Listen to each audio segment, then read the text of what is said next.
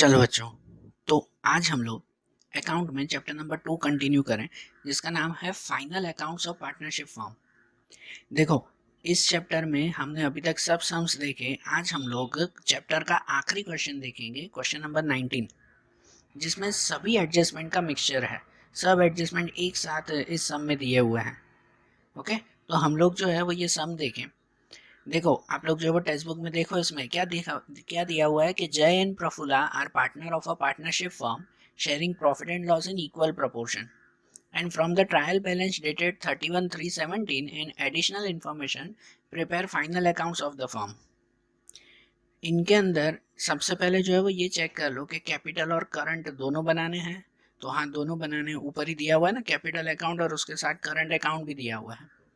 ठीक है, मतलब इसमें दोनों अकाउंट्स बनाने हैं, सबके सब 6 के 6 अकाउंट्स हमें तैयार करने होंगे। तो हम लोग सबसे पहले जो है वो इसमें सब अकाउंट्स तैयार करें। पहले ट्रेडिंग अकाउंट लिखेंगे ना, ट्रेडिंग अकाउंट ऑफ जय and Prafulla for year ending 31/3/17। ऐसे ही फिर प्रॉफिट एंड लॉस अकाउंट, उसके बाद profit and loss appropriation account, फिर कैपिटल अकाउंट, उसके बाद करंट अकाउंट, और उसके बाद लिखेंगे हम लोग बैलेंस शीट। ये सब एंट्रीज हो गई, मतलब ये सब जो है वो अकाउंट्स तैयार हो गए। तो अब हम लोग जो है वो एडजस्टमेंट की एंट्रीज करें। अब एडजस्टमेंट की एंट्रीज करें ना, तो ध्यान देना बेटा, इनमें जो भी एडजस्टमेंट है सब ध्यान से देखना। सबसे पहला एडजस्टमेंट दिया हुआ है, the value of closing stock is 60,000, out of which the market value of 10% goods is 20% less, and the market value of 20% goods is 10% less. The remaining goods offered 42,000 is valued at 25% less than book value. यहाँ पे जो closing stock का adjustment है ना, तो उस adjustment में एक टॉपिक आपको याद करवाऊँ, जो मैंने पहले बोला था कि क्लोजिंग स्टॉक में हमेशा जिसकी वैल्यू कम हो ना, वो वैल्यू हम लोग लेते हैं। सही बात है ना, जिसकी वैल्यू कम हो वो वैल्यू यूज़ की जाती है। अब यहाँ पे सब अलग अलग दिया हुआ है, तो इसकी एक कैलकुलेशन करनी पड़ेगी। यहाँ आप लोग पहले ध्यान दो कि जैसे मैंने एक कैलकुलेशन लिखी है, कैसे काउंट करेंगे। तो यहाँ पे ऐसी कैलकुलेशन लिखेंगे हम लोग। लिखा हुआ है the value of closing stock is 60,000, मतलब देखो हमारे पास 60,000 का क्लोजिंग स्टॉक है। आगे लिखा हुआ है out of which the market value of 10% goods is 20% less, मतलब कि ये जो 60,000 गुड्स है ना, उसमें से 10% गुड्स, तो इसके 10% गुड्स कितने होंगे, 6,000 होंगे। 6,000 का सामान होगा ना इसका, भाई उसकी वैल्यू 20% कम हो चुकी है। क्या लिखा हुआ था, मार्केट वैल्यू ऑफ 10% गुड्स, तो 60,000 के 10% ये 6,000 हुए ना, इसकी वैल्यू 20% कम है, मतलब 6,000 के 20% गिनो कितने होंगे, 1200 होंगे। तो इसका मतलब इसकी वैल्यू 1200 कम है, तो इसकी वैल्यू कितनी हो गई, 4800 हो गई 60,000 में से। अब देखो, आपका जो स्टॉक होता है, आपकी जैसे अगर शॉप है ना, आपका फर्म है, तो उसमें जो स्टॉक होगा तो उसमें क्या सब एक ही जैसा स्टॉक होगा, नहीं ना। अगर आपकी कपड़े की दुकान है तो उसमें कुछ जो है वो शर्ट्स होगी, कुछ टी शर्ट्स होगी, कुछ जींस होंगे, कुछ पैंट्स होंगे, ऐसा ना। तो ऐसे अलग अलग दिया हुआ है। समझो उसमें से 10% जितना सामान था ना, उसकी वैल्यू 20% कम हो गई, 1200 कम हो गई, मतलब उसकी वैल्यू ये बची 4800। उसके बाद दिया हुआ है the market value of 20% goods is 10% less, मतलब इसी में से ही दूसरा 20% गुड्स निकालो। तो 60,000 के 20% कितने होंगे, 12,000 होंगे। इस 12,000 की वैल्यू 10% कम है, 10% ना, तो 12,000 के 10% मतलब 1200, 1200 कम, मतलब उसकी वैल्यू कितनी बचेगी, 10,800 बचेगी, ऐसे आएगा। एंड उनके बाद the remaining goods of 42,000 is value at 25% less than book value. Remaining goods देखो, 10% यहाँ निकाल दिए, 20% यहाँ निकाल दिए, बाकी के बचे 70%। जो 60,000 के 70% 42,000 है, बाकी के लिखा हुआ ही है ना कि रिमेनिंग 42,000, इसकी वैल्यू 25% कम हो गई है। तो इसकी वैल्यू 25% कम, मतलब उसमें से माइनस 25%, 42 के 25% हो जाएंगे 10,500। तो इसमें से माइनस करके इसकी वैल्यू हो जाएगी 31,500। समझे, पहले 6,000 का सामान था, उसकी वैल्यू कम होके ये हो गई 4800। फिर दूसरा 12,000 का सामान था, उसकी वैल्यू कम होके 10,800 हो गई। और उसके बाद 42,000 का सामान था, उसकी वैल्यू कम होके 31,500 हो गई। तो क्लोजिंग स्टॉक में हमेशा जो ये कम हुई वैल्यू है ना वो लेते हैं। तो मतलब ये इसमें ये पहली कंडीशन में कम वाली वैल्यू कौन सी थी, ये थी 4800। तो क्लोजिंग स्टॉक में एक ये लेंगे 4800। ये दूसरी कंडीशन, इसके अंदर कम वाली वैल्यू ये है 10,800, तो दूसरा ये लिखेंगे 10,800। और तीसरी कंडीशन में ये है 31,500 है ना, तीसरी कंडीशन में कम वैल्यू ये है ना, कम होके ये वैल्यू मिली ना, तो तीसरा ये लिखेंगे। और तीनों का प्लस करो तो टोटल मिलेगा ये 47,100। मतलब 60,000 का जो गुड्स था ना वो सब अलग अलग कम होके हो गया 47,100 रुपीज़, बराबर। अब इनकी एंट्री कहाँ पर करेंगे, तो एंट्री तो वही ना, क्लोजिंग स्टॉक की एंट्री कहाँ करते हैं, एक बैलेंस शीट में और एक ट्रेडिंग अकाउंट में, ये दो एंट्री आती है ना। तो अब एंट्री में लिखेंगे ये अमाउंट 47,100, ये कैलकुलेशन से पता चली ना, ठीक है। ये कैलकुलेशन जो है वो अच्छी तरह से काउंट कर लेना या तो लिख लेना कहीं रफ में, तो याद रहे। तो अब देखो इनकी एंट्री हम लोग करेंगे, पहले जाएंगे बैलेंस शीट में और बैलेंस शीट के एसेट्स में लिखेंगे क्लोजिंग स्टॉक 47,100, और दूसरी एंट्री लिखेंगे ट्रेडिंग अकाउंट में। तो ट्रेडिंग अकाउंट के क्रेडिट में जाते हैं और वहां पे भी लिखेंगे क्लोजिंग स्टॉक 47,100। ओके, ये पहला एडजस्टमेंट हुआ ना। अब दूसरा एडजस्टमेंट, उसमें दिया हुआ है कि provide 10% interest on capital, 9% on current account and 12% on drawing. हमें कैपिटल इंटरेस्ट, करंट अकाउंट का इंटरेस्ट और ड्राइंग का इंटरेस्ट देना है, ठीक है, ये है ना। लेकिन इनके साथ ये जो सेकंड वाला एडजस्टमेंट है ना, इसके साथ 4 और 5 वाला एडजस्टमेंट जुड़ा हुआ है। सेकंड, 4 और 5 ये कंबाइन एडजस्टमेंट है। सेकंड में जैसे दिया हुआ ना कैपिटल इंटरेस्ट, करंट अकाउंट और ड्राइंग का इंटरेस्ट गिनना है, तो 4 वाला देखो उसमें एडजस्टमेंट है एक कि Prafulla has introduce additional capital of 20,000 on 1/1/17, बराबर। ये कैपिटल की एंट्री है ना, तो इसकी काउंटिंग कैसे करनी है वो मैं बता रहा हूँ, ये ध्यान रखना ये एडजस्टमेंट। नंबर 5 में भी है कि जय has withdrawn 1,000 per month on the last date of each month and Prafulla has withdrawn on 1/10/2016, ठीक है। तो ये विड्रॉन का मतलब कि ड्राइंग के ऊपर जब एडजस्टमेंट गिनेंगे तो ये भी काउंट करेंगे। और उसके साथ एक 7th भी है, 5 के साथ 7 भी। 7 में दिया हुआ है Prafulla has withdrawn goods of 2,000 on 1/12/16 which was recorded in the sale book at 2,400। तो ये भी विड्रॉन विड्रॉन की है, मतलब कि ड्राइंग अकाउंट है ना। तो अब यहाँ समझना बेटा, ये एडजस्टमेंट बहुत अच्छी तरह से समझना। इसमें सेकंड, 4, 5, 7 ये चारों एडजस्टमेंट एक साथ होंगे, पर उनमें भी एक एक करके एंट्री। पहले सेकंड वाले में देखो उसमें दिया हुआ है 10% कैपिटल इंटरेस्ट देना है। तो पहले तो कैपिटल इंटरेस्ट हम लोग गिन लेना। कैपिटल इंटरेस्ट कैसे गिनते हैं, तो पहले तो कैपिटल लिखते हैं हम लोग कैपिटल अकाउंट में। तो आपके देखो ट्रायल बैलेंस में कैपिटल कितना दिया हुआ है, तो जय का कैपिटल है 1 लाख और प्रफुल्ला का 1,40,000। पहले ये गिन लेंगे ना हम लोग। तो इसमें इसमें कैपिटल अकाउंट में जाकर क्रेडिट साइड पे पहले लिखेंगे बैलेंस ब्रॉट फॉरवर्ड, जय में 1 लाख और प्रफुल्ला में 1,40,000 रुपीज़। ओके, अब इस पे जो इंटरेस्ट गिनना है ना 10% इंटरेस्ट, तो इसका इंटरेस्ट पहले तो लिखते कहाँ पर है। अब ये कैपिटल अकाउंट है, इसके साथ हमने करंट अकाउंट भी बनाया है, तो पता है ना कैपिटल अकाउंट में तो ये एक ही एंट्री करते हैं बस खत्म। बाकी की एंट्रीज कहाँ लिखते हैं, करंट अकाउंट में लिखते हैं। लिखते हैं ना करंट अकाउंट में, करंट अकाउंट के क्रेडिट पे जाके लिखेंगे ना कैपिटल इंटरेस्ट।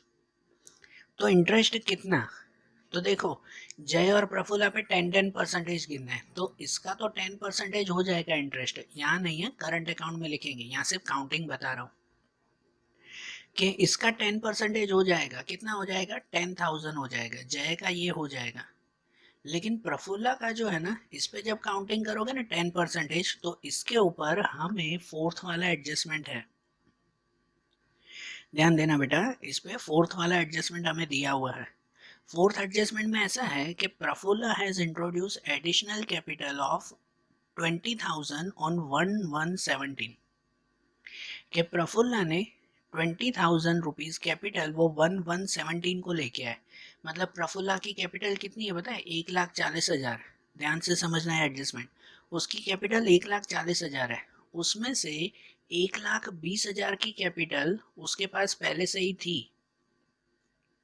1,20,000 की कैपिटल उसके पास पहले से ही थी, और बाकी के 20,000 की कैपिटल वो प्रफुल्ला ये कब, तो 1/1/17 को, मतलब कि 1 जनवरी को लेकर आए। तो इसका मतलब ये है कि पहले उसके पास जो 1,20,000 की कैपिटल थी ना, तो इस पे पूरे साल का एडजस्टमेंट लगेगा, पूरे साल का। तो पूरे साल का मतलब गिनते हैं, मल्टीप्लाई 10%।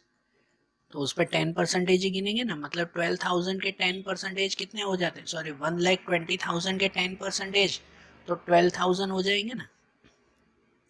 और बाकी जो 20,000 का कैपिटल था ना उसका, तो इस 20,000 के कैपिटल में ये 1 जनवरी को लेके आई थी, मतलब इस पे सिर्फ 3 महीने का एडजस्टमेंट लगेगा।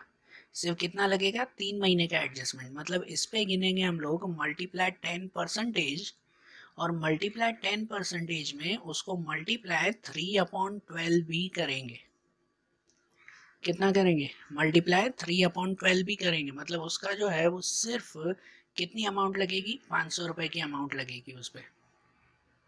तो इसका मतलब उसका इंटरेस्ट 12,500 होगा।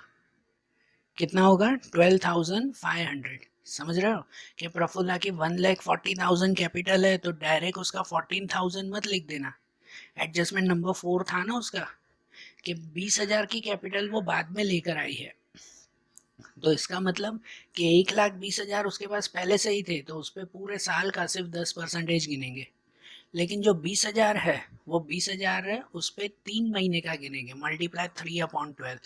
तो ये पहले के 1,20,000 का इंटरेस्ट 12,000, दूसरे का 500, तो टोटल 12,500 उसका इंटरेस्ट लगेगा। बरोबर ना, उसका इंटरेस्ट कितना आएगा, 12,500 रुपये। ठीक है, ये भी कैलकुलेशन रफ में आप लोग कर लेना, इस सब में कैलकुलेशन है, तो वो सब कैलकुलेशन अच्छी तरह से नोट करना। अब जो ये दोनों का इंटरेस्ट मिला ना, इसकी एंट्री हम लोग कहाँ करते हैं, तो इनकी एंट्री करते हैं हम लोग करंट अकाउंट में, करंट अकाउंट के क्रेडिट में। तो देखो करंट अकाउंट में जाएं और उसके क्रेडिट में लिखें इंटरेस्ट ऑन कैपिटल, जय में 10,000 और प्रफुल्ला में 12,500। बरोबर है, ये हो गया ना इंटरेस्ट ऑन कैपिटल। और ये इंटरेस्ट ऑन कैपिटल एडजस्टमेंट था, तो इसकी दूसरी एंट्री भी तो चाहिए ना। इनकी दूसरी एंट्री कहाँ करते हैं, तो इनकी दूसरी एंट्री जाती है प्रॉफिट एंड लॉस एप्रोप्रिएशन के डेबिट में। पता है ना, ये पार्टनर्स का कोई भी एंट्री हो तो दूसरी एप्रोप्रिएशन में जाएगी ना। तो इनमें भी इसकी दूसरी एंट्री बताएं हम लोग, तो एप्रोप्रिएशन के डेबिट में जाते हैं और वहाँ पे लिखेंगे इंटरेस्ट ऑन कैपिटल, जय में 10,000, प्रफुल्ला में 12,500, तो टोटल 22,500। बराबर, समझ में आया ना ये एडजस्टमेंट। अब उसके बाद अब सेकेंड वाला ही एडजस्टमेंट फिर से देखो, उसमें आगे दिया हुआ है कि 10% इंटरेस्ट ऑन कैपिटल, ये दे दिया ना। उसके बाद है 9% on balance of current account, कि करंट अकाउंट पे 9% हमें इंटरेस्ट देना है। तो देखो करंट अकाउंट इसमें कहाँ दिया हुआ है, तो ऊपर करंट अकाउंट लिखा हुआ है ना, जिसमें जय में डेबिट में दिया हुआ है 12,000 और प्रफुल्ला में क्रेडिट में दिया हुआ है 4,000। ठीक है, तो सबसे पहले तो जो एक करंट अकाउंट का बैलेंस है वो करंट अकाउंट में ही लिखे ना, डेबिट का डेबिट में और क्रेडिट का क्रेडिट में लिखें। तो हम लोग सबसे पहले करंट अकाउंट में जाएंगे और करंट अकाउंट में बैलेंस करके लिखेंगे, बैलेंस ब्रॉट फॉरवर्ड डेबिट में लिखेंगे जय में 12,000, और वही बैलेंस ब्रॉट फॉरवर्ड प्रफुल्ला में लिखेंगे क्रेडिट में 4,000। ये दोनों लिखे ना। अब इन दोनों पे 9% इंटरेस्ट देना है, दिया हुआ ना सेकेंड एडजस्टमेंट में 9% इंटरेस्ट। अब इसका दूसरा कोई एडजस्टमेंट नहीं है, इस पे कोई नहीं है करंट अकाउंट पे, मतलब इस पे डायरेक्टली 9% गिनेंगे और इंटरेस्ट वैसे ही लिखेंगे। ये डेबिट का डेबिट पे इंटरेस्ट लिखेंगे, इसके 9% यहीं लिखेंगे इसके नीचे, और ये 4,000 क्रेडिट में है तो उसका क्रेडिट में इंटरेस्ट लिखेंगे। बरोबर ना, ऐसे ना। तो देखो दोनों के 9% यहाँ लिखें, इसी में ही करंट अकाउंट में ही एंट्री करें दूसरी, कि यहाँ लिखेंगे इंटरेस्ट ऑन करंट अकाउंट के जय में 12,000 के 9% 1,080, और यहाँ पर भी interest on current account Prafulla में ये 4,000 के 9% 360 रुपीज। तो ये दोनों का इंटरेस्ट भी दे दिया ना, डेबिट का डेबिट में क्रेडिट का क्रेडिट में। और इनकी दूसरी एंट्री चाहिए ना, तो इनकी दूसरी एंट्री कहाँ जाती है? प्रॉफिट एंड लॉस एप्रोप्रिएशन में।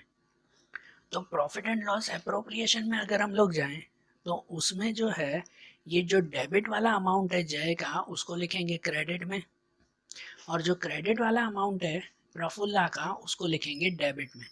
क्रॉस एंट्री होगी ना, ये डेबिट का क्रेडिट में लिखेंगे अप्रोप्रिएशन में और ये क्रेडिट का डेबिट में लिखेंगे अप्रोप्रिएशन में। तो हम लोग अप्रोप्रिएशन में अब एंट्री करें कि यहाँ पर डेबिट में लिखें interest on current account Prafulla का 360, और यहाँ क्रेडिट में लिखें इंटरेस्ट ऑन करंट अकाउंट जय का 1080 rupees. Okay, interest on current account भी दे दिया। अब सेकेंड एडजस्टमेंट में ही देखो, टेक्स्ट बुक में सेकेंड एडजस्टमेंट देखो आखिरी में दिया हुआ 12% इंटरेस्ट ऑन ड्राइंग। ड्राइंग पे 12% इंटरेस्ट देना है। अब ड्राइंग के अंदर जो है वो 5 वाला और 7 वाला दोनों एडजस्टमेंट है। 5 वाला एडजस्टमेंट ऐसा है कि जय has withdrawn 1000 per month on the last date of each month, है ना, हर महीने के एंड में उसने 1000 रुपए की ड्राइंग की है जय ने। फिर पता है last date of each month, तो हमने फर्स्ट चैप्टर में सीखा था कि लास्ट डेट हो तो उसको कैसे काउंट करते हैं, मल्टीप्लाई 66/12 करते हैं कि नहीं। और दूसरा दिया हुआ है Prafulla is withdrawn on 1/10/16, Prafulla ने 1/10 को विड्रॉ किया है, तो इसका मतलब उस पर 6 महीने का इंटरेस्ट लगेगा जो काउंटिंग करेंगे। और जो 7th वाला एडजस्टमेंट है ना उसमें लिखेंगे कि Prafulla has withdrawn goods of 2000 on 1/12/16 which was recorded in the sales book at 2400।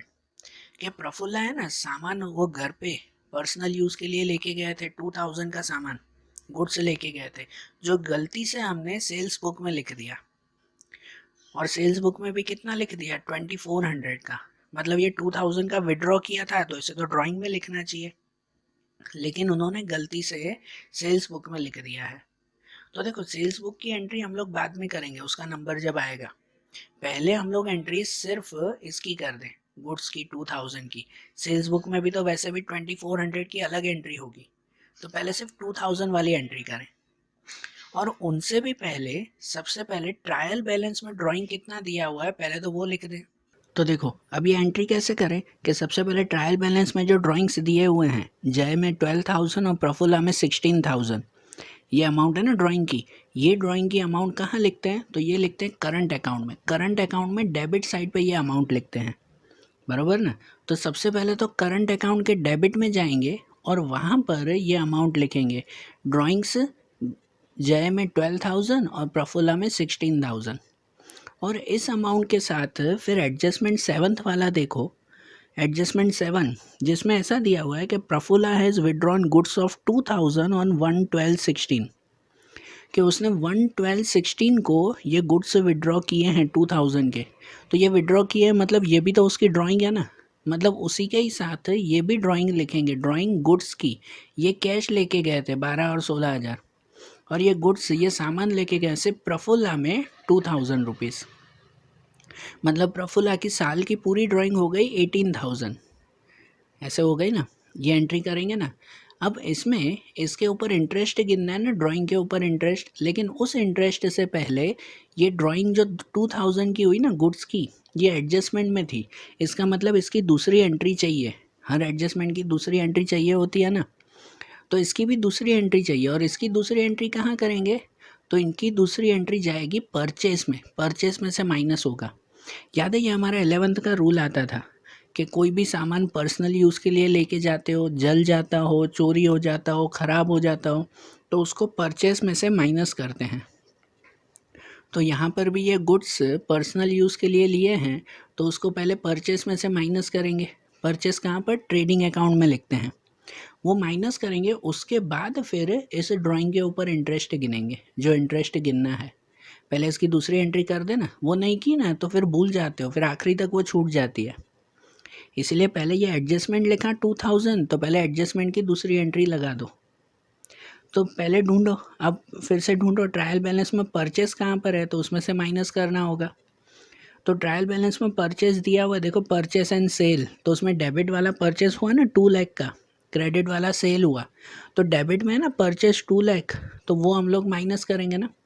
तो पहले ट्रेडिंग अकाउंट में जाते हैं और ट्रेडिंग अकाउंट में डेबिट की तरफ लिखते हैं ये परचेज 2 लाख और उसमें से माइनस जो ड्राइंग की थी वो 2000 की, बाहर बचे 1,98,000, ये अमाउंट बची। अब फिर से ये उसकी दूसरी एंट्री कर दी ना हमने, एडजस्टमेंट किया। फिर से हम लोग करंट अकाउंट में आते हैं कि अब करंट अकाउंट में आ जाए और यहाँ पर अब ड्राइंग के ऊपर फिर से इंटरेस्ट गिनना है। ये ड्राइंग लिखी थी ना हमने, अब इसका इंटरेस्ट यहाँ पर गिना है ना। अब इसका जो इंटरेस्ट गिनना है ना वो दिया हुआ है 12% गिनना है, ओके। लेकिन उसका इंटरेस्ट हम लोग ऐसे काउंट करेंगे कि उसके लिए एडजस्टमेंट नंबर 5 है। इंटरेस्ट कैसे काउंट करना है, तो उसके लिए एडजस्टमेंट नंबर 5 दिया हुआ है। उसमें दिया हुआ है कि जय has withdrawn 1000 per month on the last date of each month and Prafulla has withdrawn on 1/10/16। ऐसे दिया हुआ है ना कि भाई जय ने हर महीने के आखिरी में 1000 रुपीज़ लिए हैं, हर महीने के आखिरी में 1000 रुपये, इसलिए तो पूरे साल के 12,000 हो गए ना, वो दिया हुआ है ना। और प्रफुल्ला ने 110 को लिया है, तो अब इस पर इंटरेस्ट इनके हिसाब से काउंट करेंगे। तो जय के लिए जो काउंटिंग होगी तो उसमें ऐसे होगी last date of each month, जिसमें हम लोग लिखते हैं 66/12, पता है ना, वो काउंटिंग करते हैं। तो यहाँ पे काउंटिंग देख लेना, मैं यहाँ रफ में लिख रहा हूँ कि पहले जय के लिए कि उसकी ड्राइंग 12,000 पूरे साल की, तो महीने की 1000 रुपये है ना, दिया हुआ है ना एडजस्टमेंट 5 में, तो उस पर गिने जाएंगे 1000 रुपीज़, उस पर 12% है तो मल्टीप्लाई 12%, और लास्ट डेट है ना कि एवरी क्या दिया हुआ, last date of each month, तो इसका मतलब उसमें लिखा जाएगा मल्टीप्लाई 66/12, फिर उसकी काउंटिंग करेंगे। तो फिर उसकी काउंटिंग करें ना तो आंसर मिलेगा 660 रुपीज़।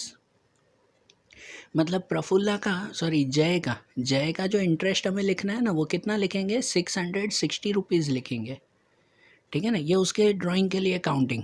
और प्रफुल्ला की ड्राइंग के लिए अगर हम लोग काउंटिंग करें तो उसके लिए दो अलग अलग हैं। जो पहले जो 16,000 की उसकी ड्राइंग है ना, वो दिया हुआ है कि उसने 1/10/16 को विड्रॉ किया था। एडजस्टमेंट 5 में लिखा हुआ है प्रफुल्ला हैज़ विड्रॉन ऑन 1/10/16। 1/10/16 मतलब कि इस 16,000 पे हमें 6 महीने का इंटरेस्ट गिनना है। कितने महीने का, 6 महीने का। तो इसका मतलब इस पे गिनेंगे हम लोग ये 16,000 लेना है, उस पर 12% ही हमें देखने हैं कि 12%, लेकिन 6 महीने का, तो 6 महीने का मतलब मल्टीप्लाई 6/12, तो उसका इंटरेस्ट कितना होगा, उसका इंटरेस्ट होगा कुछ 960 रुपीज़, ओके। 960 इसका 16,000 का। और ये जो 2000 की ड्राइंग है ना, इस पर भी तो इंटरेस्ट गिनना होगा ना, जो उसने गुड्स लिया है, इंटरेस्ट तो इस पर भी होगा। और ये 2000 के गुड्स पे भी इंटरेस्ट 12% ही गिनेंगे, लेकिन ये उसने कब लिया है, एडजस्टमेंट नंबर 7 देखो, जिसमें दिया हुआ है कि प्रफुल्ला ने ये 1/12/16 को विड्रॉ किया था। 1/12/16 मतलब उस पर 4 महीने का, मतलब फिर से अलग से करेंगे कि ये 2000 की ड्राइंग है, उस पर भी 12%, लेकिन 4 महीने का गिनना है। तो 12% के हिसाब से 4 मंथ, तो मल्टीप्लाई 4/12 करेंगे। क्या करेंगे कि मल्टीप्लाई 4/12, तो इसका मतलब उसका इंटरेस्ट मिलेगा हमें 80 रुपीज़। तो अगर टोटल प्रफुल्ला का इंटरेस्ट गिने ना, उसका ड्राइंग इंटरेस्ट अगर गिने ना, तो ये 16,000 में उसकी अमाउंट थी ये 960 रुपीज़, और ये 2000 का इंटरेस्ट मिला 80, तो 960 + 80 टोटल उसका इंटरेस्ट हो गया कितना, तो 1040 रुपीज़। 1040 रुपीज़ उसका टोटल इंटरेस्ट हुआ। समझ आई बात, ये दोनों का ड्राइंग इंटरेस्ट काउंट किया, बराबर। इन्हें भी अच्छी तरह से एक जगह पर लिख लेना कि इसकी काउंटिंग कैसे की हमने, ओके। अब ये ड्राइंग इंटरेस्ट लिखे ना बराबर, यहाँ जो ड्राइंग लिखा है तो उसके नीचे ही यहाँ पे इंटरेस्ट लिखेंगे। तो देखो यहाँ पर ड्राइंग इंटरेस्ट अब लिखते हैं कि इंटरेस्ट ऑन ड्राइंग, यहाँ जय में लिख दिया 660 जो काउंटिंग की हमने, और प्रफुल्ला में इन दोनों का टोटल हमने लिख दिया 1040 रुपीज़। तो ये ड्राइंग इंटरेस्ट भी हो गया, और ये एडजस्टमेंट है। इनकी दूसरी एंट्री कहाँ जाएगी, दूसरी एंट्री जाएगी प्रॉफिट एंड लॉस में, प्रॉफिट एंड लॉस एप्रोप्रिएशन में। एप्रोप्रिएशन के क्रेडिट साइड पे यहाँ डेबिट में लिखा है तो वहाँ क्रेडिट में, तो हम एप्रोप्रिएशन के क्रेडिट में जाएं और वहाँ पर लिखें इंटरेस्ट ऑन ड्राइंग, जय में 660 और प्रफुल्ला में 1040, टोटल 1700 ड्राइंग इंटरेस्ट।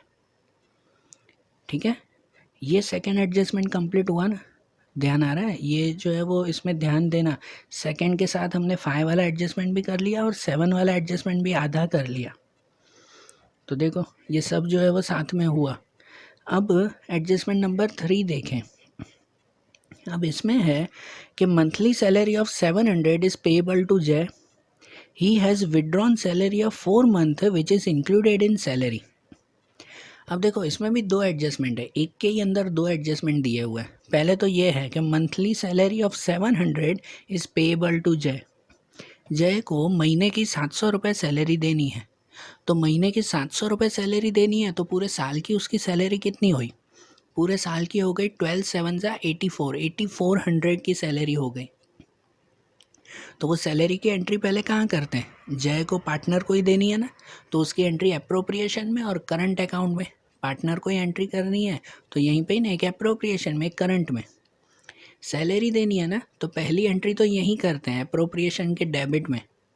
पार्टनर को सैलरी देनी हो तो एप्रोप्रिएशन के डेबिट में यहाँ पे लिखेंगे पूरी 8400 की सैलरी, और दूसरी एंट्री करंट अकाउंट के क्रेडिट में। यहाँ अगर डेबिट में लिखोगे तो करंट के क्रेडिट में।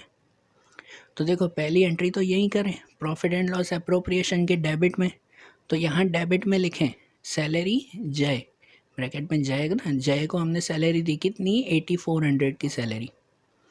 और इसकी दूसरी एंट्री, तो दूसरी एंट्री करंट अकाउंट के क्रेडिट में, तो करंट अकाउंट के क्रेडिट में जाकर लिखें वही सैलरी लिखें वहाँ क्रेडिट में, और जय में लिखें सिर्फ 8400। बराबर, ये आ गई ना इन दोनों की एंट्री, 2 एंट्री हो गई ना। अब थर्ड वाले ही एडजस्टमेंट में आगे एक और सेंटेंस है, वो दूसरा एडजस्टमेंट अलग से है। उसमें दिया हुआ है ही has withdrawn salary of 4 month which is included in salary, कि उसने 4 महीने की सैलरी विड्रॉन की है। कैसे? या तो वो एडवांस में लेते हैं या तो फिर पर्सनल यूज़ के लिए लेके गया वो। तो जय ने 4 महीने की सैलरी एडवांस में ली है, या समझो विड्रॉ की है उसने। बराबर, तो देखो वो एंट्री कैसे कि यहाँ पर जो हमने एंट्री की ना 8400 की, कि ये उसे सैलरी मिली। अब वो सैलरी लेके गया है ना, तो उसकी दूसरी एंट्री अपोजिट साइड पे यहाँ पे आएगी करंट अकाउंट के। यहाँ पे हमने उसको दी है और यहाँ वो लेके गया, विड्रॉ कर रहा है, मतलब समझो ड्राइंग की तरह उसका है। तो ड्राइंग तो यहीं लिखते हैं ना डेबिट में, कि उसने 4 महीने की सैलरी विड्रॉ की है, मतलब वो पर्सनल यूज़ के लिए लेके गया। कैसे? साल के एंड में उसको पूरे साल की सैलरी देते हैं, लेकिन उसने 4 महीने की सैलरी पहले ही उठा ली। तो उसकी एंट्री कहाँ करेंगे? उसकी एंट्री करंट अकाउंट के डेबिट में आएगी। यहाँ पे 4 महीने की सैलरी कितनी? तो देखो आपके उसमें ही थर्ड एडजस्टमेंट है ना, कि भाई मंथली सैलरी ऑफ 700, महीने की 700 रुपये, तो 4 महीने की कितनी हुई? 2800 रुपीज़ हुई। तो पहले तो यहीं करंट अकाउंट के डेबिट में लिखेंगे यहीं पर ही कि सैलरी विड्रॉन 2800, और देखो इस पे इंटरेस्ट नहीं गिनते, फिर ऐसे मत देना कि ये भी तो ड्राइंग है फिर इस पे भी इंटरेस्ट गिने, जैसे इसमें इंटरेस्ट गिना। नहीं, सैलरी पे इंटरेस्ट नहीं मिलता है। तो सैलरी विड्रॉन 2800 हो गई, और इसकी दूसरी एंट्री भी तो चाहिए ना। देखो जनरली इसकी दूसरी एंट्री एप्रोप्रिएशन में ही जाती है, लेकिन यहाँ मेंशन क्या किया हुआ है कि ही has withdrawn the salary of 4 month which was included in salary. भाई ये 2800 हमने गलती से सैलरी में लिख दिए थे, तो इसकी दूसरी एंट्री जो हम लोग करेंगे ना, वो दूसरी एंट्री सैलरी में से माइनस करेंगे। और सैलरी कहाँ लिखेंगे? तो सैलरी लिखेंगे हम लोग प्रॉफिट एंड लॉस में। तो इसकी दूसरी एंट्री एप्रोप्रिएशन में नहीं, दूसरी एंट्री प्रॉफिट एंड लॉस में जाएगी, उसमें सैलरी में से माइनस करेंगे। तो आपके ट्रायल बैलेंस में देखो पहले सैलरी कहाँ दिया हुआ है, वहाँ सैलरी डेप्टर क्रेडिटर के नीचे है सैलरी 20,000, और इस 20,000 में से ये 2800 हम लोग माइनस करेंगे। बराबर, तो इनकी दूसरी एंट्री करने के लिए हम लोग प्रॉफिट एंड लॉस में जाएं और प्रॉफिट एंड लॉस के डेबिट में लिखें।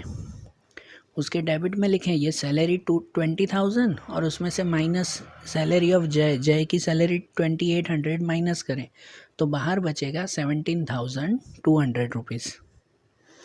ओके, ये भी हो गया थर्ड वाला एडजस्टमेंट भी। अब फोर्थ वाला एडजस्टमेंट कर दिया हमने, ठीक है ना, वो एडिशनल कैपिटल वाला वो कैपिटल के साथ हो गया था। 5 वाला एडजस्टमेंट भी हो गया। 6 वाला एडजस्टमेंट है कि calculate depreciation eight 9% on machine and 5% on furniture. Machine और फर्नीचर पे हमें डेप्रिसिएशन गिनना है। तो पहले मशीन पे गिनते हैं, ठीक है ना। पहले मशीन की काउंटिंग करें कि मशीन पे 9% डेप्रिसिएशन है। तो मशीन कहाँ दिया हुआ है ट्रायल बैलेंस में? ट्रायल बैलेंस में सबसे नीचे दिया हुआ है मशीन 52,000 का है और उस पर दिया हुआ है एडिशन ऑफ 12,000 ऑन 31/12/16। तो इसकी काउंटिंग करेंगे तो पहले लिखे कहाँ पर ये बैलेंस शीट के एसेट्स में। मशीन के ऊपर डेप्रिसिएशन गिनना है, वो कहाँ गिनते हैं? बैलेंस शीट में ना। बैलेंस शीट के एसेट्स में जाकर लिखेंगे इसे। तो जाते हैं पहले बैलेंस शीट और बैलेंस शीट के एसेट्स में लिखें कि मशीन 52,000 रुपीज़। और डेप्रिसिएशन कैसे गिने? अब इसकी काउंटिंग समझना, गिनना कैसे है डेप्रिसिएशन। तो वो ऐसे गिनना है हमें कि आपको मशीन दी गई है 12,000, लेकिन उसमें ब्रैकेट में लिखा हुआ है कि एडिशन ऑफ 12,000 ऑन 31/12/16। इसका मतलब क्या, यहाँ समझना, मैं रफ में ये काउंटिंग कर रहा हूँ, ये भी काउंटिंग लिख देना कि हमारे पास मशीन 52,000 की थी, उसमें से 40,000 की मशीन हमारे पास पहले से ही थी, 40,000 की मशीन पहले से ही हमारे पास पड़ी हुई थी और बाकी की 12,000 की मशीन हमने 31/12 को ख़रीदी। मतलब 31 दिसंबर हुई ना। 31 दिसंबर मतलब समझो जनवरी से ही काउंट करेंगे कि 1 जनवरी को ख़रीदी हमने, ऐसा है ना। तो फिर साल के एंड में टोटल हमारी मशीन 52 की है। समझ आ रहा है एडजस्टमेंट? उसमें जो लिखा हुआ है ना एडिशन ऑफ 12,000, ये वो कैपिटल की तरह था। कैसे किया था? कैपिटल एडिशन में था। तो ये भी कि 12,000 की मशीन हमने बाद में ख़रीदी है। तो इसका मतलब कि ये जो 40,000 है ना, इस 40,000 पे पूरे 9% हम लोग गिनेंगे। 40,000 पे गिनेंगे पूरे 9%, लेकिन ये जो 12,000 है ना, उस पर 9% 3 महीने के गिनेंगे हम लोग। तो पहले 40,000 के तो पूरे 9% ही गिनेंगे, तो जो होंगे 3600। कितने होंगे उसमें? 3600 होगा। और बाकी जो 12,000 है ना, उस 12,000 पे भी 9% ही हम लोग डेप्रिसिएशन गिनेंगे, लेकिन 9% गिनेंगे हम लोग 3 महीने का, क्योंकि हमने 31 दिसंबर मतलब समझो जनवरी से गिनना शुरू करेंगे। जनवरी, फरवरी, मार्च, 3 महीने का हम लोग काउंट करेंगे। तो 3 महीने का उसमें हो जाएगा 270 रुपीज़। तो अगर टोटल डेप्रिसिएशन गिने ना, तो ये 3600 और 270 इन दोनों का प्लस होगा, बराबर। ये भी काउंटिंग ध्यान देना। ये पहले 40,000 पे हमने पूरे 9% ही गिने, क्योंकि ये तो पूरे साल की मशीन थी। और बाकी के जो 12,000 है ना, उस पर 9% गिने हमने 3 महीने के सिर्फ। तो उस पर 270, तो इन दोनों का प्लस डेप्रिसिएशन मिलेगा 3,870 रुपीज़। समझे ना ये डेप्रिसिएशन कैसे आया? और फिर मशीन में से ये माइनस करेंगे तो बाहर बचेगा 48,130, बराबर। ये भी काउंटिंग ध्यान देना। इसमें हर एडजस्टमेंट में जो काउंटिंग है ना, वो आप लोग लिखते जाना रफ में, तो याद रहेगी फिर। अब ये जो डेप्रिसिएशन कर दिया, तो इस डेप्रिसिएशन की दूसरी एंट्री कहाँ करते हैं? तो इसकी दूसरी एंट्री जाती है प्रॉफिट एंड लॉस में। प्रॉफिट एंड लॉस के डेबिट में लिखते हैं ना। तो हम लोग जाएँ अब प्रॉफिट एंड लॉस के डेबिट में, तो वहाँ डेबिट में लिखें डेप्रिसिएशन ऑन मशीन 3,870 रुपीज़। और ऐसे ही 6th वाला एडजस्टमेंट में दिया हुआ है कि 5% फर्नीचर पे हमें गिनना है। तो देखो आपके ट्रायल बैलेंस में फर्नीचर कहाँ पे लिखा हुआ है? फर्नीचर लिखा हुआ है ना 84,600, और उसकी कोई दूसरी एंट्री है तो उसके नीचे ही लिखा हुआ है सेल ऑफ फर्नीचर। लिखा हुआ है कि नहीं? उसके नीचे ही सेल ऑफ फर्नीचर लिखा हुआ है। कितना? 14,600।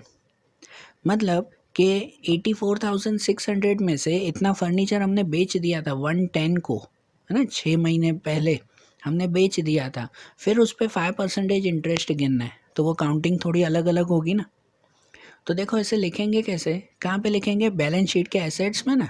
तो देखो बैलेंस शीट के एसेट्स में जाएंगे और वहाँ पर यहाँ लिखेंगे फर्नीचर 84,600, वो पूरा दिया हुआ है, और उसमें से पहले लिखेंगे माइनस सोल्ड 14,600, तो बचा कितना फर्नीचर, 70,000 का। तो देखो अब इन पे इंटरेस्ट कैसे काउंट करना है ये ध्यान दो, इंटरेस्ट बोल रहा हूँ सॉरी, डेप्रिसिएशन कैसे काउंट करना है वो ध्यान दो, कि इनके ऊपर जब डेप्रिसिएशन काउंट करेंगे ना तो ऐसा है कि ये फर्नीचर हमने बेच दिया था 14,600 का 6 महीने पहले 110 को ना, और बाकी का जो 70,000 हमने नहीं बेचा था, मतलब ये जो 70,000 का फर्नीचर है ना उसे हमने पूरा साल यूज़ किया था, सही बात कि नहीं।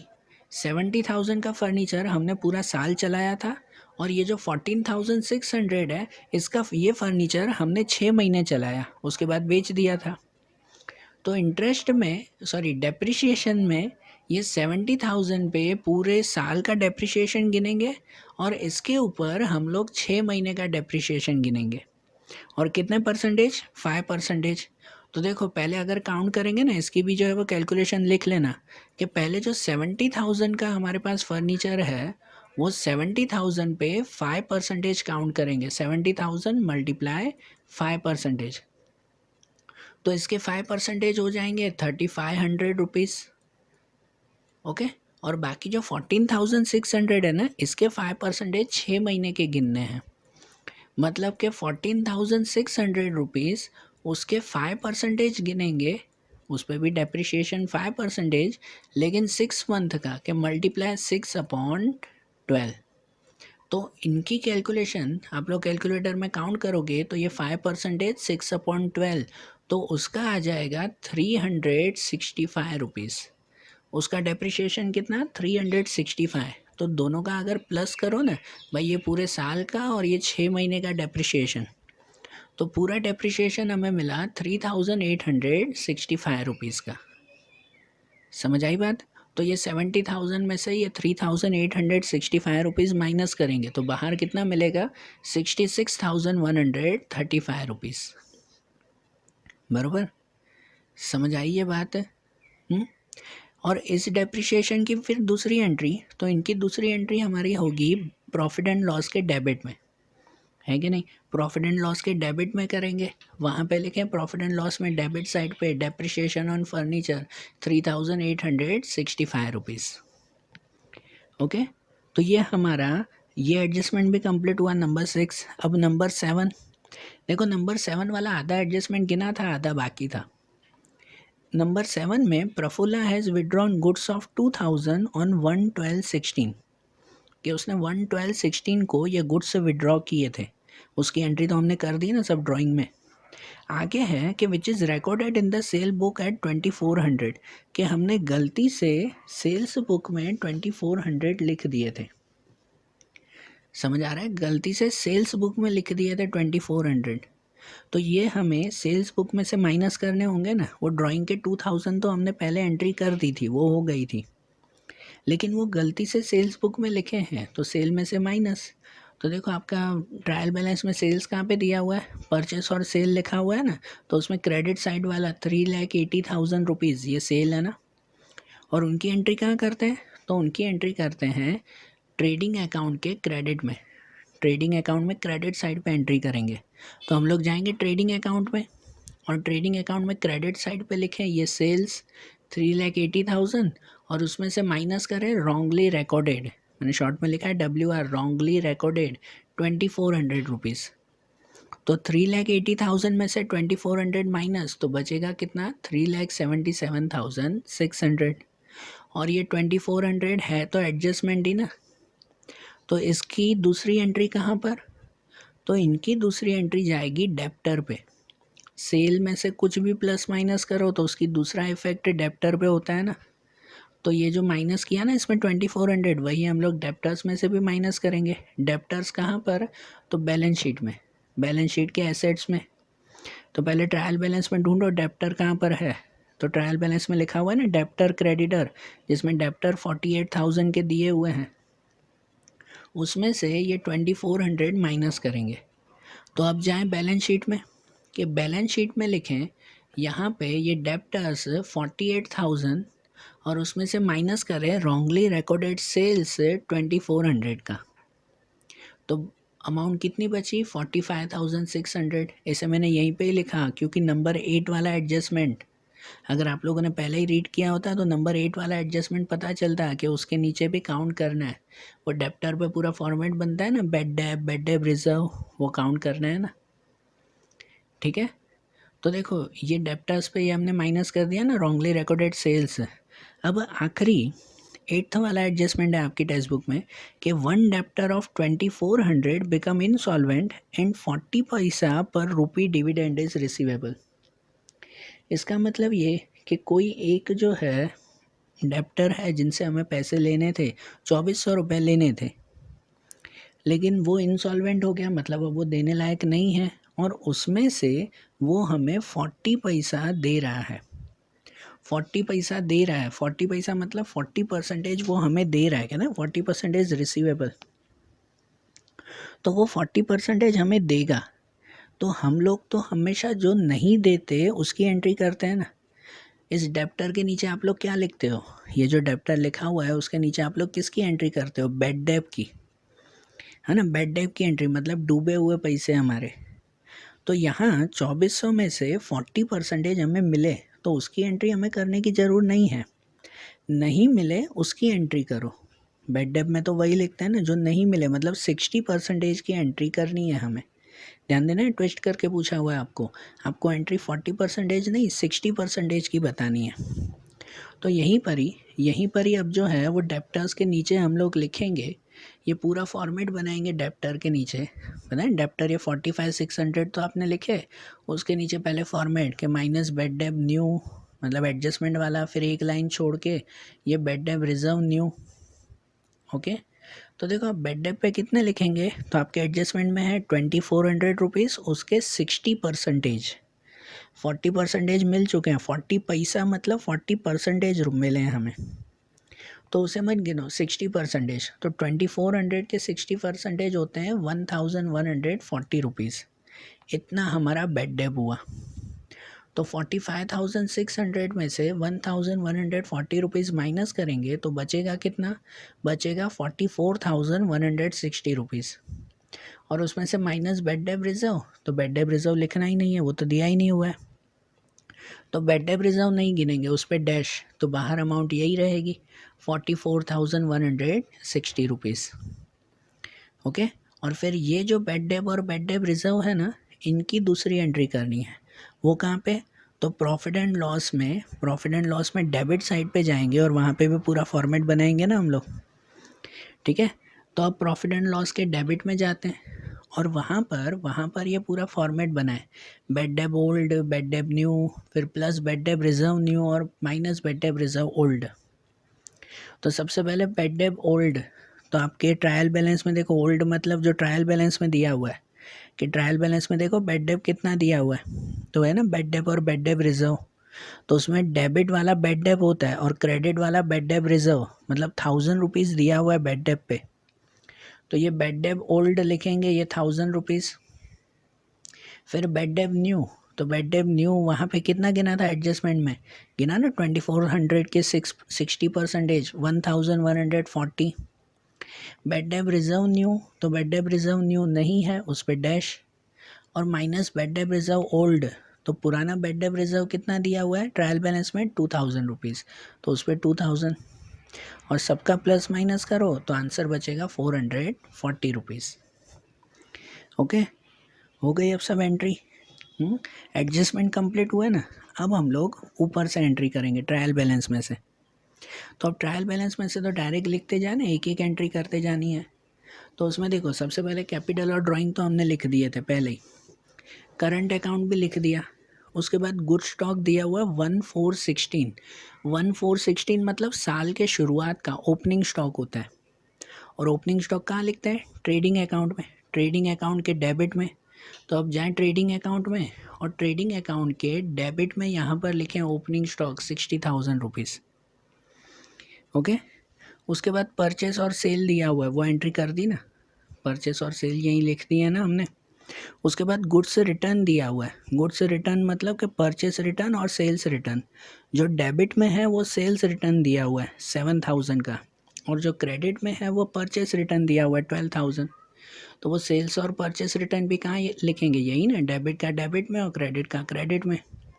यही ट्रेडिंग अकाउंट में हम लोग लिखें कि ये सेल्स रिटर्न 7,000 डेबिट का और ये परचेस रिटर्न क्रेडिट का 12,000 रुपीज़, ऐसे आ जाएगा गुड्स रिटर्न। उसके बाद दिया हुआ है कैश एंड बैंक। तो कैश और बैंक कहाँ लिखते हैं, वो लिखते हैं बैलेंस शीट में। जो डेबिट में दिया हुआ है ना 3,700, वो कैश हुआ हमारा, कैश बैलेंस। और जो क्रेडिट में दिया हुआ है वो बैंक को ओवरड्राफ्ट हुआ। बैंक अगर क्रेडिट में दिया हुआ हो मतलब ओवरड्राफ्ट हुआ हमारा। तो हम लोग बैलेंस शीट में जाते हैं और बैलेंस शीट में जाकर लिखें यहाँ पर कैश बैलेंस लिखे ना एसेट्स में, जो डेबिट में दिया हुआ है वो कैश, उसे एसेट्स में लिखेंगे ये 3,700। और जो क्रेडिट में बैंक दिया हुआ है ना वो बैंक को ओवरड्राफ्ट हुआ, उसे लायबिलिटी में लिखेंगे bank overdraft 15,750 rupees. Okay, cash bank हो गया। उसके बाद बिल्स, ये भी बिल्स दिया हुआ है मतलब बिल्स रिसीवेबल और बिल्स पेएबल कहलाया। जो डेबिट में है वो बिल्स रिसीवेबल हुआ, जो क्रेडिट में है वो बिल्स पेएबल हुआ। तो बिल्स रिसीवेबल लिखते हैं यहाँ एसेट्स में कैश के नीचे ना, और बिल्स पेएबल यहाँ लिखेंगे बैंक ओवरड्राफ्ट के नीचे। तो अब यहीं पे ही दूसरी एंट्री होगी। तो देखो यहाँ पे बिल्स रिसीवेबल लिख देंगे, जो डेबिट में अमाउंट है 18,000 रुपीज़, और यहाँ पे बिल्स पेएबल लिखेंगे जो क्रेडिट में अमाउंट है 14,000 रुपीज़। ये हो जाएगी दोनों एंट्री, बिल्स की एंट्री हो गई। उसके बाद रेंट अप टू फरवरी 2017 जो 22,000 का दिया हुआ है। तो देखो ये रेंट और ब्रैकेट में दिया हुआ है ना, तो ये हिडन एडजस्टमेंट है। पहले तो बताओ रेंट लिखते कहाँ पर है, तो रेंट लिखा जाएगा प्रॉफिट एंड लॉस में, प्रॉफिट एंड लॉस में ना डेबिट साइड पे। और जो दिया हुआ है ना अप टू फरवरी मतलब फरवरी तक का रेंट दिया हुआ है, मार्च का रेंट देना बाकी है, मतलब एक महीने का आउटस्टैंडिंग रेंट है ये। क्या कहलाया, आउटस्टैंडिंग, बाकी का रेंट। तो देखो रेंट की एंट्री हम लोग प्रॉफिट एंड लॉस में करते हैं ना, तो प्रॉफिट एंड लॉस के डेबिट में जाते हैं और वहाँ पर रेंट लिखें 2200 का, 22,000। और आउटस्टैंडिंग में कितना लिखेंगे, एक महीने का मतलब कितना। तो देखो ये दिया हुआ है ना जो 22,000 रुपीज़, ये 22,000 है ना 11 महीने का हुआ, क्योंकि लिखा हुआ अप टू फरवरी तक, मतलब 11 महीने के 22,000 रुपये दिए हुए हैं। तो उस पर से हमें एक महीने का कितना वो ढूंढ सकते हैं ना। ये 22,000 रुपये पूरे साल के नहीं हैं, 11 महीने के इतने दिए हैं। तो इसका मतलब 22,000 को 11 से डिवाइड करेंगे। 11 महीने के दिए हुए तो 22,000 डिवाइड बाई 11, तो एक महीने के हो गए 2,000 रुपये। तो इसका मतलब आउटस्टैंडिंग जो एक महीने का था ना, उस एक महीने में कितना लिखेंगे, 2,000 रुपीज़ लिखेंगे हम लोग। समझ आई बात, मतलब रेंट 22,000 और प्लस आउटस्टैंडिंग एक महीने का हुआ 2,000, तो बाहर लिखेंगे 24,000 रुपीज़। ठीक है ना। और इसकी दूसरी एंट्री कहाँ, ये जो आउटस्टैंडिंग है उसकी दूसरी एंट्री चाहिए ना, तो उसकी दूसरी एंट्री जाती है लायबिलिटी में, बैलेंस शीट के लायबिलिटी में, कि ये रेंट देना बाकी है। तो बैलेंस शीट के लायबिलिटी में जाएं और वहाँ पे लिखें ये आउटस्टैंडिंग रेंट 2,000 रुपीज़। ये एडजस्टमेंट था वो गिन लिया ना हमने, बराबर। फिर उसके बाद बिल्डिंग, तो बिल्डिंग 1,20,000, उसे कहाँ लिखते हैं, तो उसे तो एसेट्स में ही लिखते हैं ना। यहाँ पे ये बिल्स रिसीवेबल के नीचे लिख देंगे बिल्डिंग्स 1,20,000 रुपीज़, यहाँ हो जाएगा। बिल्डिंग के बाद क्या दिया हुआ है, तो current years depreciation on building, building का डेप्रिसिएशन देना है जो 12,000 रुपीज़ है। तो बिल्डिंग का डेप्रिसिएशन कैसे गिनेंगे, तो उसे गिनना नहीं है, ये दिया हुआ है ये 12,000 रुपीज़, तो इसकी एक ही एंट्री करेंगे। जनरली डेप्रिसिएशन जैसे गिनते हैं यहाँ पे, जैसे गिना था हमने मशीन पे, तो मशीन में से माइनस करते हैं ना, यहाँ बिल्डिंग में माइनस नहीं करना है, क्योंकि ये एडजस्टमेंट नहीं है, सीधा काउंट करके आपको दे दिया है कि उसका डेप्रिसिएशन। और सीधा अगर काउंट करके दे दिया हो ना, तो उसकी एक ही एंट्री करते हैं प्रॉफिट एंड लॉस अकाउंट में, प्रॉफिट एंड लॉस के डेबिट में एंट्री करेंगे।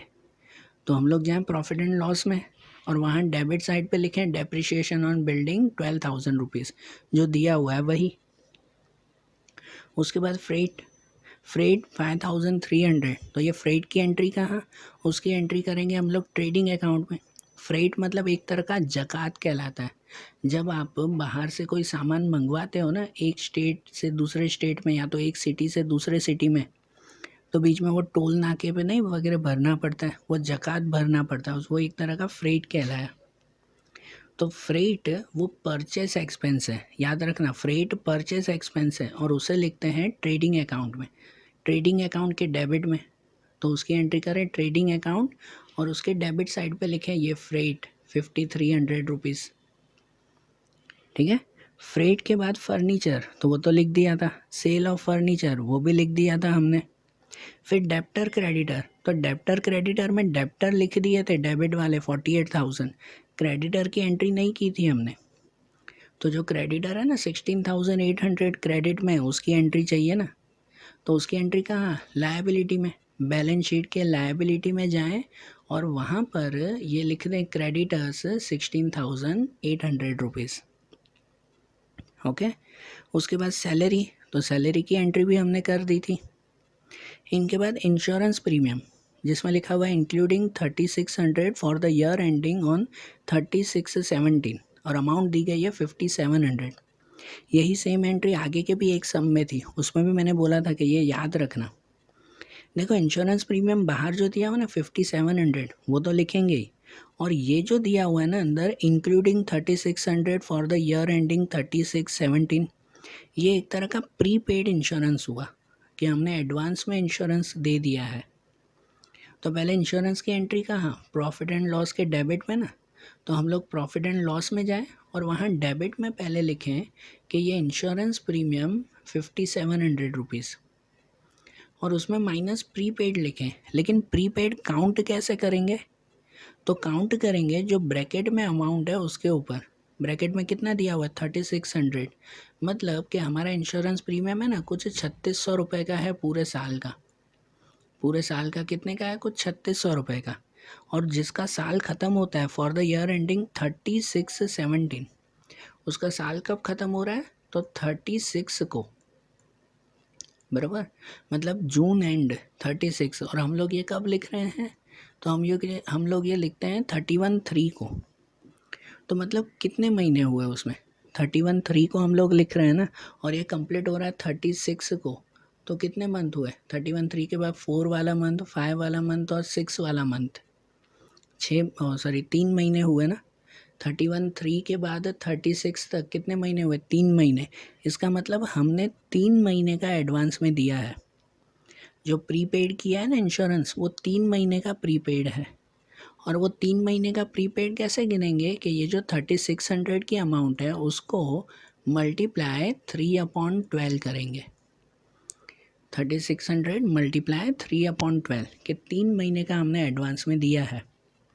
तो उसकी एंट्री हो जाएगी 3,600 मल्टीप्लाई 3/12, तो अमाउंट 900 रुपीज़, मतलब प्रीपेड हमारा 900 का है।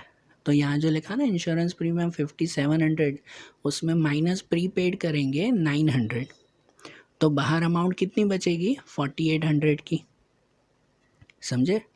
और ये जो प्रीपेड इंश्योरेंस है उसकी दूसरी एंट्री चाहिए ना 900 की, ये एडजस्टमेंट है, तो इसकी दूसरी एंट्री होगी बैलेंस शीट के एसेट्स में। प्रीपेड एक्सपेंस हो तो उसे एसेट्स में लिखते हैं, तो बैलेंस शीट के एसेट्स में जाएं और वहाँ पे जाकर लिखें हम लोग प्रीपेड इंश्योरेंस प्रीमियम 900 रुपीज़ का। ठीक है, ये इंश्योरेंस प्रीमियम भी हो गया। उसके बाद है बेड डेब एंड बेड डेब रिजर्व, तो उसकी एंट्री हमने कर दी थी। फिर है लोन ऑफ प्रफुल्ला फ्रॉम 1/10/16, तो अब ये लोन की एंट्री, तो लोन की वही 3 एंट्री हमेशा करते हैं, वही कि 2 एंट्री यहाँ पे ना बैलेंस शीट के लायबिलिटी में, 2 यहाँ पे और एक प्रॉफिट एंड लॉस में। तो पहली एंट्री यहीं पे ही करें लायबिलिटी में कि लोन ऑफ प्रफुल्ला पूरे 20,000 रुपीज़। ठीक है, लोन पूरी 20,000 और यहाँ पे उसका इंटरेस्ट गिनेंगे। अब इंटरेस्ट कैसे गिने, तो 20,000 के कोई परसेंटेज है नहीं है, तो ये पार्टनर है प्रफुल्ला, परसेंटेज न दिए हुए हो तो उस पार्टनर को 6% का इंटरेस्ट देते हैं। तो इसको 6% का इंटरेस्ट कितने महीने का, 6 महीने का, क्योंकि 110 को है, 110 को वो लोन दे रही है, मतलब कि 6 महीने का हुआ, मतलब कि ये 20,000 रुपये की लोन, 20,000 रुपये, उसके ऊपर हम लोग पहले 6% गिनेंगे, मल्टीप्लाई 6%, और उसको 6 मंथ का मतलब फिर मल्टीप्लाई 6/12। तो कैलकुलेटर से काउंट करो, वो जो है वो आपका इंटरेस्ट ऑन लोन मिलेगा, और वो इंटरेस्ट ऑन लोन भी हम लोग कहाँ लिखेंगे, वो भी हम लोग यहीं पे ही लिखेंगे ना, सही बात कि नहीं। तो देखो यहीं पे ही हम लोग लिखें ये इंटरेस्ट ऑन लोन 600 रुपये, 600 रुपये का इंटरेस्ट मिला जो उसकी काउंटिंग करो तो। और इसकी दूसरी एंट्री कहाँ, ये इंटरेस्ट ऑन लोन की दूसरी एंट्री कहाँ पर, तो वो प्रॉफिट एंड लॉस के डेबिट में, यही 3 एंट्री करते हैं ना, 2 एंट्री यहाँ और इस इंटरेस्ट की दूसरी एंट्री प्रॉफिट एंड लॉस के डेबिट में। तो प्रॉफिट एंड लॉस के डेबिट में जाते हैं और वहाँ डेबिट में लिखें interest on loan 600 rupees. Okay, यहाँ होगा ये हो गया। उसके बाद क्या दिया हुआ है, तो उसके बाद वेव्स है, ये आपको वेव्स, ये गलत लिखा हुआ है, ये वेजेस है, वेव्स कुछ नहीं होता, वेजेस होते हैं। वेजेस हैं 11,000 रुपीज़, और वेजेस की एंट्री कहाँ करते हैं, तो वो करते हैं प्रॉफिट एंड लॉस के डेबिट में, वेजेस लिखेंगे ना। तो प्रॉफिट एंड लॉस में बोल रहा हूँ, ट्रेडिंग अकाउंट में, सॉरी हाँ, ट्रेडिंग अकाउंट के डेबिट में लिखेंगे वेजेस 11,000 रुपीज़। तो हम लोग ट्रेडिंग अकाउंट में जाएँ और वहाँ पे ये डेबिट में लिखें वेजेस 11,000 रुपीज़। ओके, उसके बाद डिस्काउंट दिया हुआ है, ये डिस्काउंट जो डेबिट में और क्रेडिट में है, डेबिट वाला कहलाता है डिस्काउंट अलाउड, जो हमने डिस्काउंट दिया, और क्रेडिट वाला कहलाता है डिस्काउंट रिसीव्ड, कि जो हमें डिस्काउंट मिला। और ये दोनों डिस्काउंट की एंट्री कहाँ, तो दोनों डिस्काउंट की एंट्री प्रॉफिट एंड लॉस में ही। तो प्रॉफिट एंड लॉस में जाते हैं और डेबिट का डेबिट में, क्रेडिट का क्रेडिट में अमाउंट लिखेंगे। डेबिट में लिखेंगे डिस्काउंट अलाउड 650 रुपीज़, और क्रेडिट में लिखेंगे डिस्काउंट रिसीव्ड 850 रुपीज़। ये डेबिट और क्रेडिट की अमाउंट आ जाएगी ना इसकी, है ना, डिस्काउंट की। उसके बाद ट्रेडिंग एक्सपेंस, ट्रेडिंग एक्सपेंस कहाँ, तो वो भी यही प्रॉफिट एंड लॉस में, यही आखिरी में लिखेंगे ट्रेडिंग एक्सपेंस। तो इसी के ही नीचे लिखें ये ट्रेडिंग एक्सपेंस 1,050 रुपीज़, और ट्रेडिंग एक्सपेंस के बाद एडवर्टाइजमेंट एक्सपेंस 8,000। तो एडवर्टाइजमेंट एक्सपेंस भी कहाँ, वो भी यहीं पे ही लिखेंगे। तो ये ट्रेडिंग एक्सपेंस के ही नीचे लिखें अब एडवर्टाइजमेंट एक्सपेंस, तो इसके ही नीचे ये एडवर्टाइजमेंट एक्सपेंस 8,000 रुपीज़।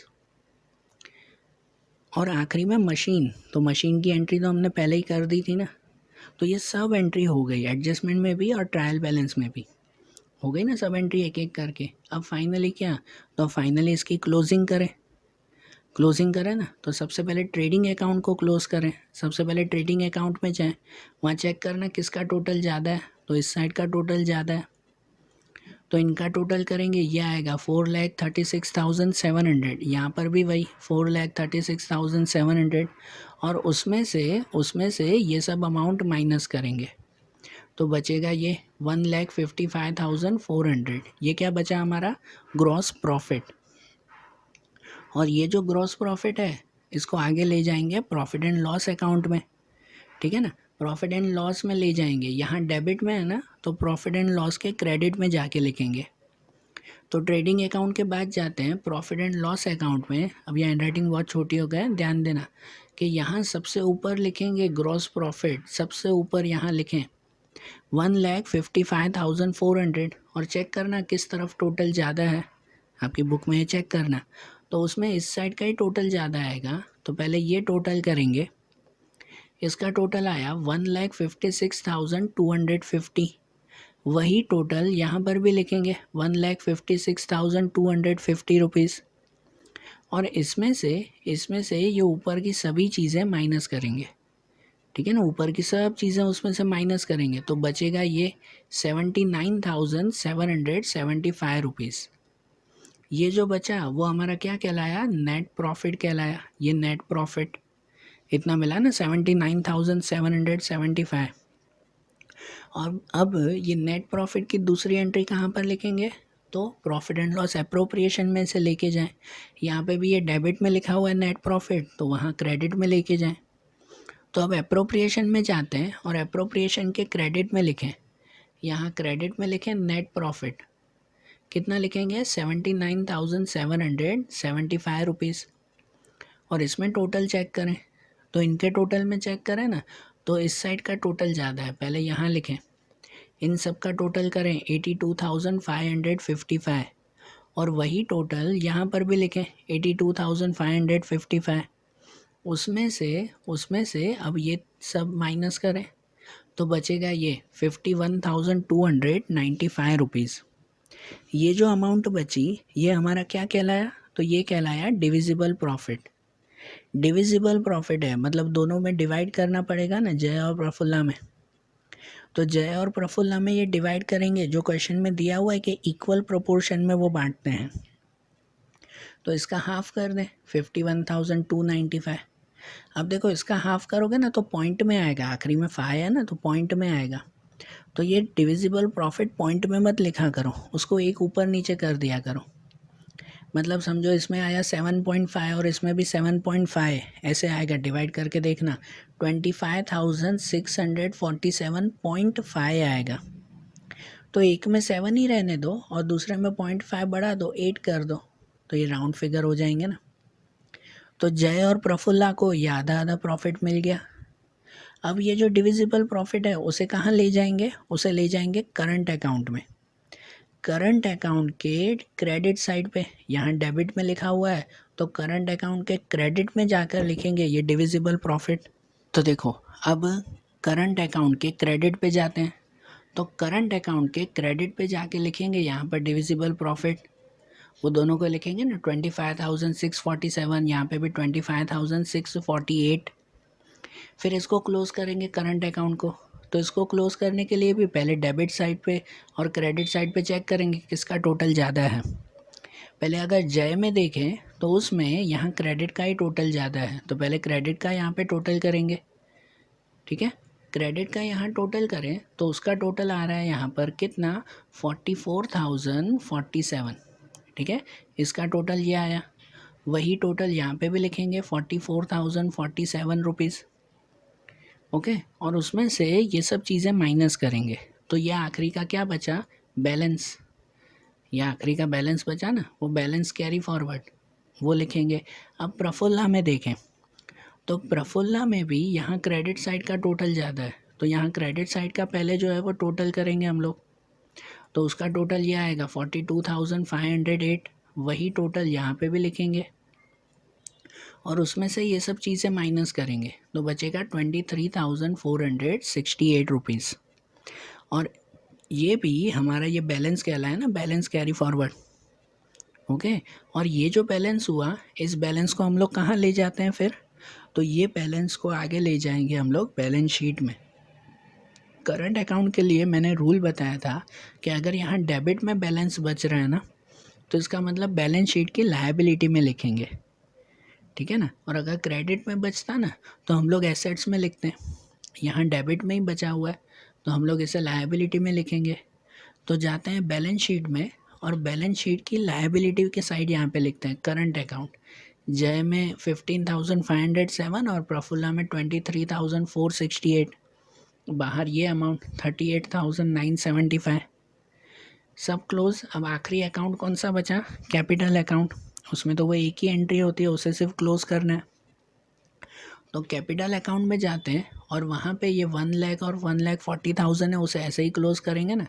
पहले जय में अगर लिखें तो इस साइड का टोटल तो वही है 1 लाख रुपीज़, तो यहाँ पे भी वही लिखेंगे 1 लाख और ऊपर भी वही लिखेंगे फिर 1 लाख, उसी को ही लिखे ना, ये बैलेंस कैरी फॉरवर्ड, ठीक है ना। फिर प्रफुल्ला में, तो प्रफुल्ला में यहाँ पे लिखेंगे 1,40,000, यहाँ पे भी वही लिखेंगे 1,40,000 और ऊपर भी वही, और यही हमारा क्या कहलाया, बैलेंस कैरी फॉरवर्ड, ठीक है। तो ये बैलेंस मिल गया ना जय और प्रफुल्ला का, और ये फाइनल बैलेंस भी कहाँ लेके जाएं, बैलेंस शीट में ही लेके जाएं।